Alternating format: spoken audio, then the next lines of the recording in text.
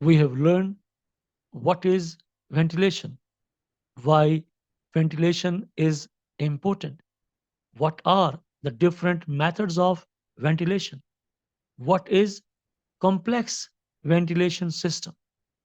This all been done in part 1 of ventilation. In the workplaces, those are enclosed. In this training session, we'll learn about how we can improve ventilation, how we can maintain adequate ventilation, and what are the different examples of good or bad ventilated areas.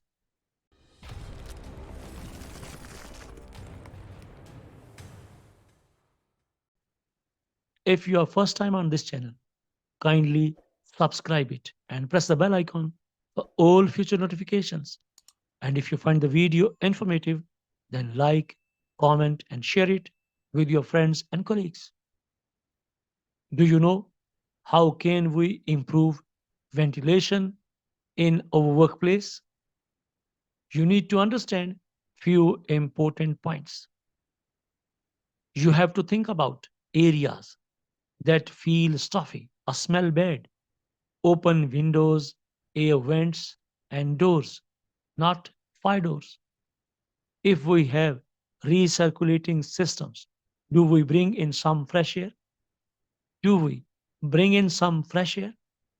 Are temperatures in the workplace comfortable? Discussing the outcome of your risk assessment and the measures identified will also help them understand how they can play their part in improving ventilation at work. We'll discuss and try to understand practical ways to improve ventilation that may include number one, increasing natural ventilation by opening doors, windows, and vents. Number two, by ensuring that mechanical systems which recirculate air, including air conditioning systems, have been designed with fresh air inlets and that they are kept open to avoid the air becoming unhealthy. And they are kept open to avoid the air becoming unhealthy. You may need a combination of natural and mechanical ventilation. Dear friends and fellows, you can improve natural ventilation by fully or partly opening windows, air vents, and doors, but don't prop fire doors open. Fire doors should be closed at all times. This is a safety requirement. You should be able to open any windows and keep vents or trickle vents open that let in fresh air. If any windows have been painted shut, they should be reopened. If they cannot be opened, ventilation in the area will be less effective. Important but very simple and easy point to understand. What about airing rooms if ventilation is poor? Airing rooms can improve it as a temporary measure while awaiting longer term changes. Opening all the doors and windows as fully as possible maximizes ventilation in a room. If it's too cold for the people in the room, you can do this when they leave for a break. Even 10 minutes, an hour can help increase the amount of fresh air depending on the size of the room. Mechanical ventilation brings fresh air into a building from outside using ducts and fans, providing it is working correctly. It has the advantage of providing fresh air consistently. However, it may be more costly, requires energy to operate the system, and needs to be properly maintained.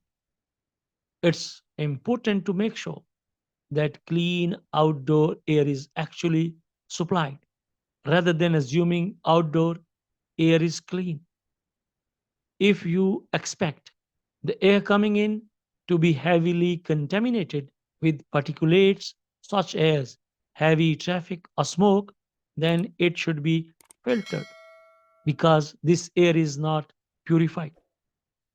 Dear friends and fellows, you should speak to the people who manage the day to day operations of your workplace's mechanical ventilation systems to understand how they operate, to make sure they are supplying fresh air into an area and how much, to make sure they are maintained in line with manufacturer's instructions.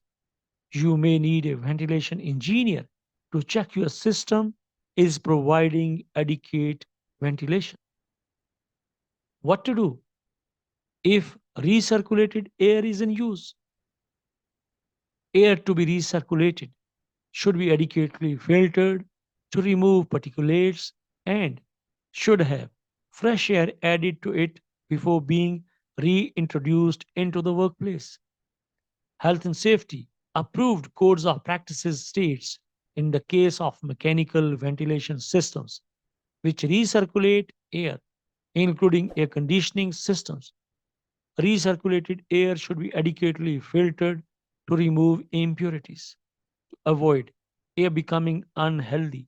Purified air should have some fresh air added to it before being recirculated. Systems should therefore be designed with fresh air inlets, which should be kept open. These are the safety requirements for using recirculated air. As a safety practitioner, if you are going to inspect a site and your major focus is on ventilation system, you have to consider all these important points. But if your ventilation is still poor, still inadequate, for example, if CO2 readings remain above recommended levels or the room continues to feel stuffy, you could consider number one, changing how workplaces are used. For example, restricting the length of time people spend in them or the number of people using them at a single time. Number two, installing a mechanical ventilation system upon advice from a ventilation engineer, not only by your own choice. If there is no mechanical ventilation already, or if the existing system doesn't provide fresh or purified air. Let us discuss now few examples of improving ventilation. A changing room with poor ventilation, how it looks like. A changing room in a production facility had no windows that opened or no mechanical ventilation. Workers reported to management that the room felt stuffy. Different staff used the changing room frequently, especially at the beginning and the end of the shifts. Let us quickly understand what changes can be made to achieve adequate ventilation. The manager found that the room didn't feel stuffy, indicating that the ventilation was not good enough. They needed to get fresh air into the room. The trickle vents at the top of each window had been closed, so these were opened to provide background fresh air. The business also installed an extractor fan to help reduce excess humidity, heat, and odor.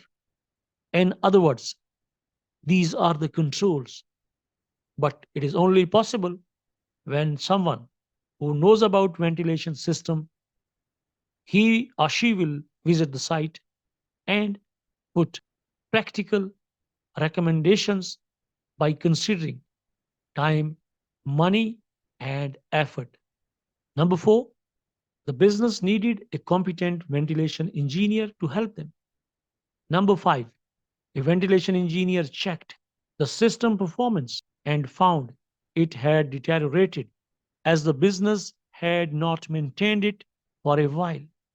Number six, the engineer did some remedial work and checked the system was working as it was designed. And number seven, the business set up a maintenance schedule for the system so it could be regularly serviced. And then only it can be maintained. These are the controls, important points. Without considering these steps, you cannot improve the ventilation system in your workplace because you are not aware what to do and what are the lapses. If we are going to consider the meeting rooms with carbon dioxide monitors to check ventilation system for a company had CO2 monitors mounted on the walls of their meeting rooms. The readings could give a rough indication of whether ventilation is sufficient to comply with health and safety law. The business had installed the monitors as workers were concerned that air in the meeting room felt warm and stuffy at certain times. Managers were not sure when poor ventilation was a problem. They found that levels of CO2 indicated poor ventilation after 2.5 hours and they remained high for a long period of time, even after the room had been vacated. They noted that windows had been painted shut, though ventilation breaks were in place. So these are the difficulties. Because of that, there is minimal ventilation available, but it was not noticed by the management. It was highlighted only by the workers because they are going in the meeting room and they feel that the ventilation system is not working well. Let us discuss few changes can improve or achieve adequate ventilation. What changes might be? Number one, the business scheduled work to reopen windows that had been painted over. Number two, in the interior, managers explained that the meetings should be kept to a maximum of 2 hours, not because after 2.5 hours, the meeting rooms get warmed, hot, and the door should be kept open between the use during the meeting. Number three, they continued to monitor CO2 levels to assess whether the level of ventilation was acceptable until the windows could be opened. Number four, once the windows were reopened, CO2 level indicated that ventilation was adequate. Dear friends and fellows, on every job site, on every workplace, you don't need to make modifications. You don't need to build new buildings. But sometimes few major or minor things due to our operations activities we forget to consider because of human error, human behavior, or incompetency. These mistakes can be converted to safety violations, and safety violations always converted to incidents and accidents. In short, ventilation provision, workers' wellness, and workers' welfare facilities all are the legal requirements. As a safety practitioner, as a site in charge, you need to comply with the legal requirements. If the workers they are in comfort, they can work well. And if they will work comfortably for long hours, definitely the ultimate purpose of production will definitely be high. So, workers' wellness, welfare is linked with health, safety, and protection. Keep the workers healthy, happy, and then only they might be productive for an employer or for the company owner. Training session part 2 with respect to ventilation system in the workplace is over. If you have any question, please ask in the comment section. Thanks for watching and don't forget to like, comment and share the video. Hope to see you soon with a new HSC tutorial. Until then, take care. Good luck and goodbye.